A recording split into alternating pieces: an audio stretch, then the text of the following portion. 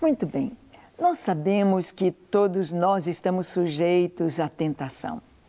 Todos nós somos tentados. Eu, você, o próprio Jesus foi tentado. Isto significa que a tentação em si não é pecado. A tentação é aquela insinuação maligna na nossa mente. Muitas vezes a tentação vem por aquilo que estamos vendo, ouvindo, sentindo. Muitas vezes a tentação ela vem assim e ela alcança a nossa mente. É na nossa mente que o inimigo nos tenta. Foi assim com Eva. Ele pôs dúvida na palavra de Deus. É verdade que Deus disse que vocês não podem comer de nenhuma árvore do jardim? Eva respondeu, não, nós podemos comer de todas as árvores, menos a que está no meio do jardim. Dela não podemos comer o fruto e nem tocar nele. Deus não tinha dito que não podia tocar, ele tinha dito que não podia comer. E então o inimigo aproveita ali a curiosidade de Eva e coloca nela uma palavra mentirosa, dizendo, se vocês comerem esse fruto, vocês serão iguaizinhos a Deus. Deus não quer que vocês sejam como Ele é. Deus quer que vocês fiquem sem conhecer o bem e o mal e experimente. Você vai ver que vocês serão semelhantes a Deus, iguaizinhos, conhecendo todas as coisas. O inimigo mentiu. O Senhor disse que no dia que eles comessem, eles certamente morreriam. E foi isso que aconteceu. A glória de Deus que estava sobre Adão e Eva se foi. Aquela luz, aquele brilho, aquela cobertura, aquela pureza, aquela inocência, aquela alegria pueril se foi. Veio uma face de, podemos dizer assim, de medo, de culpa, veio sobre o homem. Ceder à tentação, pecar, é encontrar a morte, é encontrar a separação de Deus, é encontrar com o pecado, é encontrar o distanciamento, a sequidão, a culpa e como a culpa faz o ser humano sofrer. Mas a palavra de Deus nos diz que na tentação que viria para nós, que veio para o próprio Jesus, haveria força que Deus daria. Deus providenciaria um escape no momento da tentação. E é isso que nós vamos ver, que o escritor da carta aos Hebreus nos fala em Jesus. Vamos ver? Abra sua Bíblia em Hebreus 2, versículo 17 e o 18. Vamos ler estes dois versículos. Vamos lá. Por isso mesmo, convinha que em todas as coisas se tornasse semelhante aos irmãos, para ser misericordioso e fiel sumo sacerdote nas coisas referentes a Deus e para fazer propiciação pelos pecados do povo. Pois naquilo que ele mesmo sofreu, tendo sido tentado, é poderoso para socorrer aos que são tentados. Que texto maravilhoso! Está nos mostrando aqui que Jesus, ele se tornou humano, ele se tornou igual a qualquer pessoa na humanidade, com a sua fragilidade, com a sua capacidade física, mental, da mesma forma. Mas diz aqui que convinha que ele se tornasse semelhante em todas as coisas. Para quê? Para que ele sentisse a humanidade, para que ele sentisse o que é ser homem, para que o Senhor sentisse as dificuldades e as limitações que nós temos. E diz a palavra, para que ele pudesse ser misericordioso e fiel sumo sacerdote nas coisas concernentes a Deus, para que ele fosse misericordioso. O que é ser misericordioso?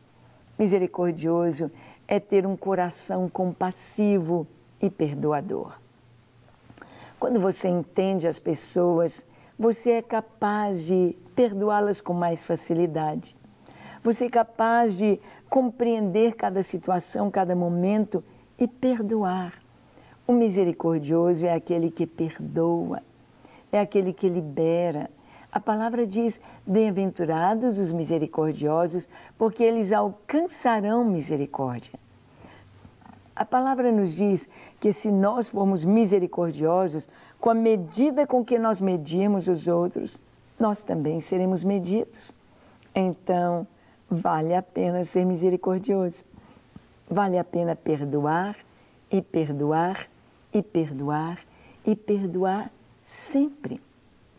Porque nós também erramos e queremos ser perdoados. Então, Jesus, para ser misericordioso, convinha que ele se tornasse semelhante aos irmãos em todas as coisas. E desta forma, ele também foi tentado. E como Jesus resistiu à tentação? Ele resistiu a Satanás com a palavra. É a espada que nós temos. É a única arma de ataque, é a espada da palavra de Deus. É a palavra de Deus em nossas mãos, em nossos lábios, em nossa vida. Então o inimigo veio dizendo, se és filho de Deus, é assim que ele nos tenta. Ah, você é salvo? Ah, então por que você está sofrendo? Por que você está doente? Por que você perdeu seu filho? Por que você perdeu seu pai? Por que você perdeu seu emprego? Por que você está passando por essas coisas? Se és filho de Deus. E Jesus respondeu com a palavra. Ele disse, olha, eu não vou transformar essas pedras em pães, porque está escrito, nem só de pão viverá o homem, mas de toda palavra que sai da boca de Deus. Jesus estava nos trazendo para um nível de vencer a tentação nas necessidades mais básicas da nossa vida.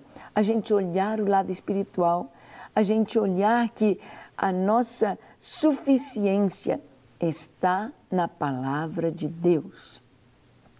A palavra de Deus é arma, é alimento, é fortaleza, é a nossa defesa, é o nosso ataque para o inimigo. E Jesus foi tentado. A tentação em si, ela não é pecado. O pecado é ceder à tentação, é obedecer à insinuação maligna. Isto sim é pecado. Mas na tentação, nós vamos ver que Jesus foi tentado, tornando-se semelhante a nós, para que ele pudesse ser misericordioso e fiel ao sumo sacerdote. O que o sumo sacerdote fazia? Oferecia sacrifícios diante de Deus para a remissão dos pecados. O ofertante vinha, colocava a mão sobre aquele animal, um cabrito, um bode, uma ovelha, um novilho, e confessava seus pecados. Eu matei, eu roubei, eu adulterei, eu falei mal, eu menti. Então ele confessava o seu pecado. Era como se aquele pecado viesse sobre o animal levasse a culpa e era sacrificado. O sangue derramado era a remissão. Mas isso tinha de ser feito constantemente, porque o pecado sempre estava na vida daquelas pessoas. Mas Jesus veio e deu a sua vida por nós. E o sacrifício de Jesus nos remiu de uma vez por todas, nos trazendo perdão completo dos nossos pecados. E então diz aqui que naquilo que ele sofreu, tendo sido tentado, é poderoso para socorrer aos que são tentados. Em 1 Coríntios, capítulo 10, 12 e 13, nós temos uma promessa maravilhosa de Deus. Vamos ler? Abra sua Bíblia. 1 Coríntios 10, 12 e 13. Aquele, pois, que pensa estar em pé, veja que não caia. Não vos sobreveio tentação que não fosse humana, mas Deus é fiel e não permitirá que sejais tentados além das vossas forças. Pelo contrário, juntamente com a tentação, vos proverá livramento, de sorte que a possais suportar. Ah, que promessa maravilhosa! O Senhor disse que não viria sobre mim e nem sobre você uma tentação acima das nossas forças. Deus não permite algo que nós não possamos suportar. Ele não permite nada, mas Ele ainda promete. Antes, junto com a tentação vem, vem. Para mim, para você, sim. Mas junto com a tentação, junto com a insinuação maligna, junto com a seta enviada na nossa mente, vem um escape. Vem um escape, vem um caminho para a gente sair daquela tentação, para que possamos suportar. As pessoas, às vezes, fazem desenhos de um diabinho e um anjinho na mente da pessoa. O diabinho falando, faz isso, faz isso, faz isso. E o anjinho falando, não faça, você deve fazer assim, assim. Esta ilustração, ela é bem real. Enquanto o inimigo está nos tentando, o Espírito Santo está nos mostrando o escape. Está nos mostrando como deveremos agir, o que deveremos fazer para não cair na tentação. Jesus nos ensinou a orar na oração do Pai Nosso, livra-nos do mal. Não nos deixes cair em tentação, mas livra-nos do mal. É uma oração que devemos fazer todos os dias. Senhor, livra-me de pecar, livra-me da agressão, do nervosismo, de perder o controle, livra-me da mentira, livra-me da atração para o pecado, do adultério, livra-me dos maus pensamentos, livra-me de todos os desejos malignos, livra-me da perversidade, livra-me. E o Senhor é aquele que nos dá o escape, para que possamos suportar. Eu me lembro da história de um jovem que ele era muito atormentado com maus pensamentos. Pensamentos impuros vinham na mente dele. E ele procurou o pastor e o pastor disse, olha, havia um irmão da igreja que estava como missionário na China. E o pastor disse, olha, todas as vezes que vier um pensamento impuro na sua cabeça, é como uma seta maligna, você começa imediatamente a orar, intercedendo pelo missionário lá na China. Ora em voz alta e começa a dizer, Senhor, abençoe o fulano, que o Senhor o guarde, que o Senhor o proteja, que o Senhor lhe dê a tua sabedoria, a tua unção. E aquele moço fez isso e veio contente contar para o pastor, olha, pastor, foi o melhor conselho que eu recebi. Realmente, junto com a tentação, tem o escape. Deus não nos deixa ser tentados acima das nossas forças. Vem o escape, que você possa estar alimentado espiritualmente com a palavra de Deus para escapar da tentação, para não pecar contra o Senhor. Amém? Então vamos orar? Feche os seus olhos, curve a sua fronte. Se for possível, se ajoelhe. Ore comigo dizendo assim, Senhor, eis-me aqui em Tua presença. Eu te peço perdão para os meus pecados. Senhor, eu tenho vivido tão longe de Ti. Eu tenho entristecido o Teu coração. Eu tenho feito tantas coisas que não Te agradam. Mas eu te peço perdão. Perdoa-me, Senhor.